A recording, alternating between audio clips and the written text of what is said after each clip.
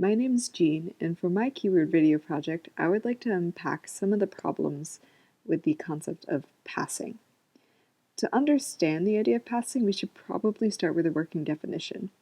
According to the ever so helpful source that is Wikipedia, passing is the ability of a person to be regarded as a member of social groups other than his or her own.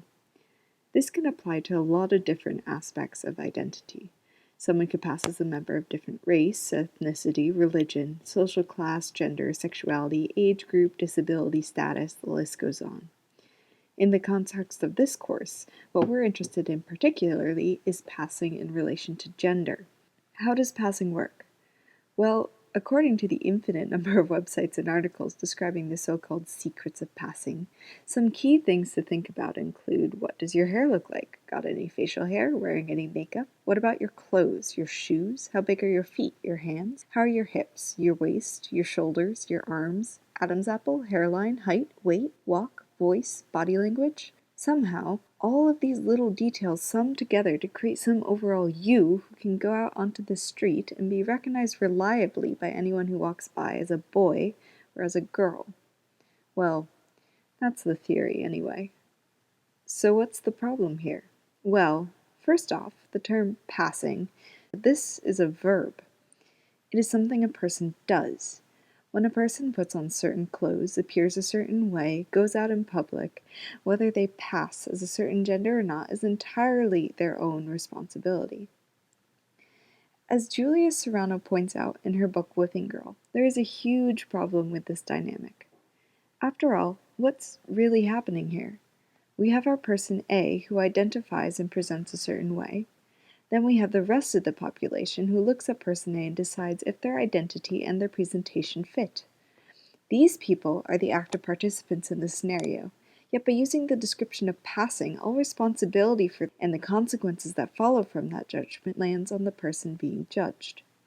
And what are those consequences?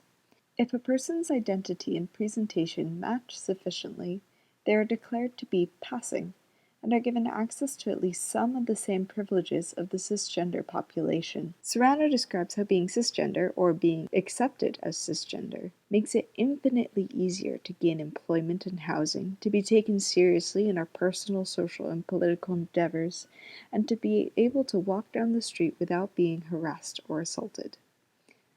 But if their presentation and identity don't match, well, what's the opposite of passing? Failure. Failure, in this case, is to be denied these privileges and to face rejection, harassment, and even violence. To fail when it comes to passing can be unpleasant, dangerous, and even potentially life-threatening. Of course, to pass isn't a guarantee of safety either. Let's take another look at that definition we found before. Passing is the ability of a person to be regarded as a member of social groups other than his or her own. Other than his or her own. In other words, to pass is to come off as something that you're not.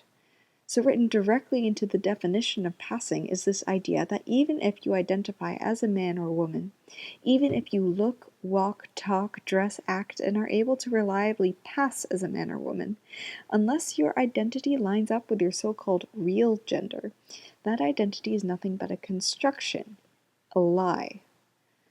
In this way, the whole concept of passing promotes a highly essentialist view of gender. Beyond essentialist, though, this idea is fundamentally dangerous. Take the case of Gwen Arajo, who was murdered at a party on October 3, 2002, after being forcibly exposed as quote-unquote really a man. Or the case of Dee Dee Pearson, who was murdered on December 24, 2011, by a man who had hired her for sex before learning she was transgender. Or the case of Jennifer Laud, who was murdered by a U.S. Marine on October 11, 2014, in their shared hotel room. The International Transgender Day of Remembrance is coming up soon, to remember all of those who have fallen victim to hate crimes because of their identities, many of them because of this unfortunate idea that they were in some way partaking in a form of deception. So, when it comes to passing, either you fail and face the denial of your identity by society, or you pass and face the dangers of being interpreted as a liar. Neither of these are particularly happy alternatives. Of course, this entire system really only applies if you're dealing with two firm gender categories. His or her own only works if everyone fits into the category of he or she. The whole point of passing is that someone walking by you on the street would be able to look at you and say with certainty, that's a guy or that's a girl. But when you're neither, this system tends to break down. Sadly, there is simply not enough public awareness about gender identity that most people would even think to categorize someone outside of the rigid boxes of male or female.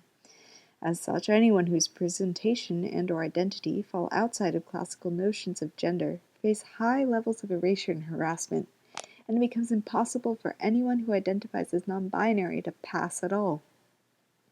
By this model, then, our options become passing, failing, or not even applicable. So what do we do? Perhaps through raising awareness about transgender and non-binary gender identities, we can help some of the main misconceptions that perpetuate this problematic system of passing.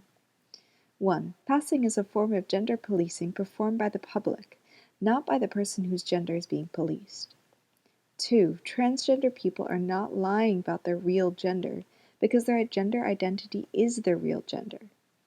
And 3. All gender identities are valid, both inside and outside of the gender binary. By addressing these misconceptions, maybe we can make life a little bit better and a whole lot safer for a lot of people. Thanks for watching.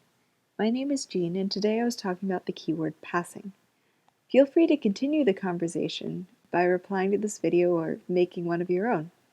And once again, thanks for watching.